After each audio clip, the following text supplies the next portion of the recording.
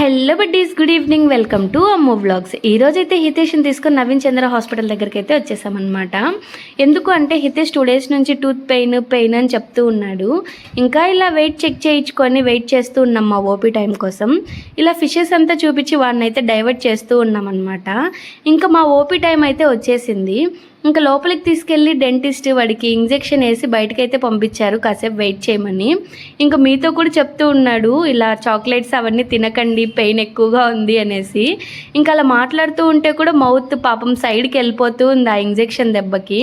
ఇంకాసేపటి తర్వాత లోపలికి పిలిచి రూట్ కెనాల్ అంతా చేసి టూత్ అంతా క్లీన్ చేసి సిమెంట్ అయితే పెట్టి బయటకైతే పంపించారనమాట.